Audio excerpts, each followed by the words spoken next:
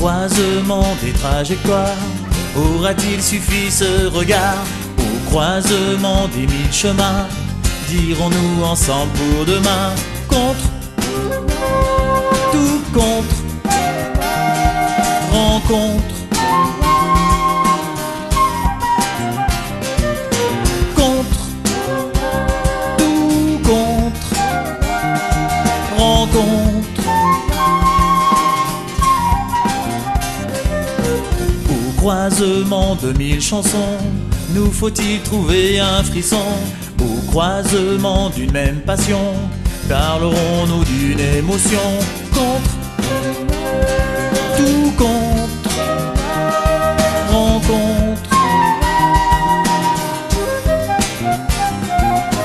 Contre, tout contre, rencontre. Contre, tout contre, rencontre.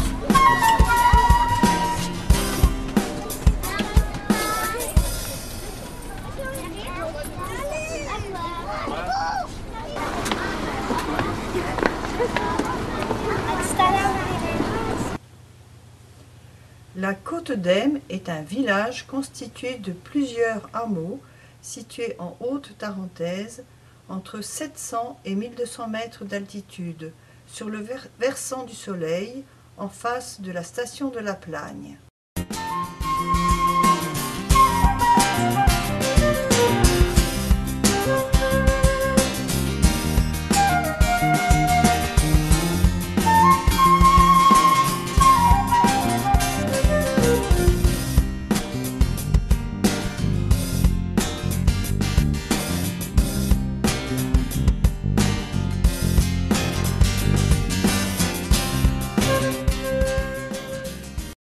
Autrefois, on était encore plus nombreux, c'était encore mieux parce qu'on avait encore plus d'occasions de se voir. On allait chercher l'eau au bassin, on allait, je sais pas moi, on allait faire beaucoup de choses, on allait faire boire les vaches, on allait laver le linge au bassin et on rencontrait beaucoup de monde. Ça faisait l'occasion de se rencontrer, de papoter beaucoup.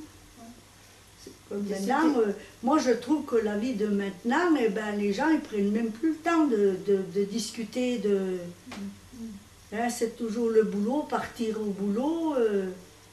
Ouais. Alors qu'avant, on prenait le temps. On prenait le temps. On prenait le temps, même qu'on avait beaucoup de travail, on prenait le temps quand même de se rencontrer, de discuter. Mais le travail, il était en fait sur place. Oui, voilà, on n'allait pas travailler dans les stations, on n'allait pas travailler en dehors, ni dans les usines, ni rien. On restait toujours... Notre travail, c'était les bêtes, c'était le travail de la campagne. On rencontrait plein de gens du village pour discuter. Oui, et puis presque obligé de les rencontrer quand vous pelez la neige. Ah oui, on était obligé de se rencontrer. On allait chercher de l'eau au bassin, on allait... je sais pas moi, faire beaucoup de choses, on était forcés, obligés de laver au bassin, on était des fois, il y en avait 4 ou 5 qui lavaient au même moment. Des fois, ça faisait même des disputes, parce qu'il y en avait qui lavaient du beau linge, il y en a d'autres qui lavaient des choses plus sales, alors après, ça salissait l'eau. Ah oui, après, il y en avait qui se disputaient, hein. Bah Ça oui, n'allait pas toujours tout seul. Ben oui, c'est sûr. Et oui.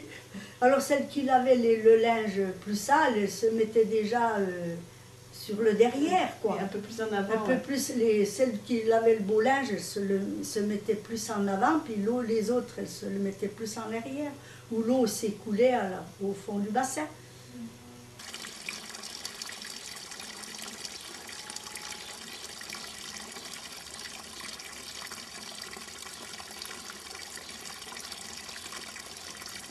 Et puis alors, vous m'avez aussi souvent parlé de en haut, aux Fources. Vous y alliez Ah ben oui, on allait à la montagnette, hein, tout le mois de juin. Non, le mois de mai. C'était le mois de mai, on montait à la montagnette. Et là, vous étiez très nombreux. Ah oui, là, on était très nombreux. Hein. Et je vous assure, et l'automne, le jour de la Saint-Michel, vous saviez comme c'était beau. Il y avait le plateau des Fources en bas. Tout le monde allait mettre son troupeau dans au champ là, je ne sais pas comment vous expliquer moi. C'était un grand... On connaissait tous les ménages, on connaissait les sonnettes à tout, on savait déjà qui c'était qui arrivait. Ouais. Si c'était chez nous, si c'était chez Guy, si c'était chez enfin d'autres personnes, quoi. Qu'au son des sonnettes. Ouais.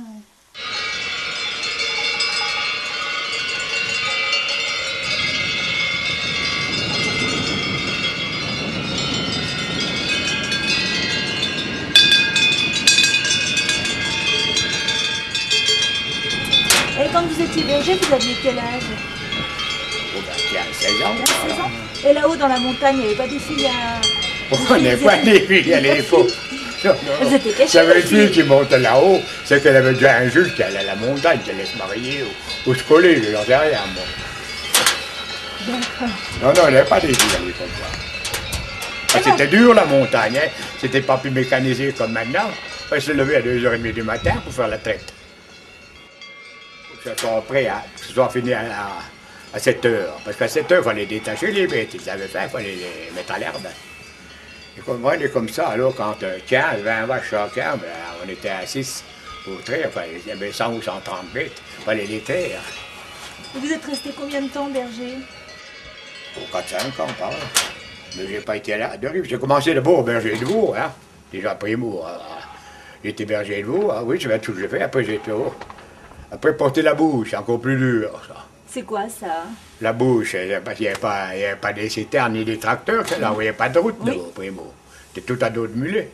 Ben, porter la bouche, 40 litres, là. Et alors, les uns tiraient le lait, et d'autres portaient le lait, puis des fois, c'était loin, hein, c'était 4-5 km. Et puis après, tu faisais engueuler, parce que chez les bouilles, il y avait 4-5 bouilles en rab, mais il fallait maintenir, hein, parce que autrement, ça paralysait la traite.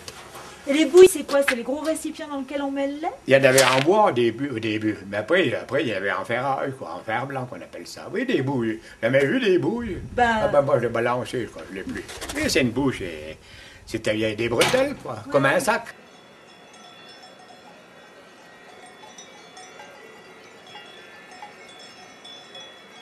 On s'est rendu compte que donc autrefois les gens avaient des liens à cause du travail. Il y avait un lien social qui était lié au travail et que bon, maintenant ce lien social lié au travail il n'existe plus.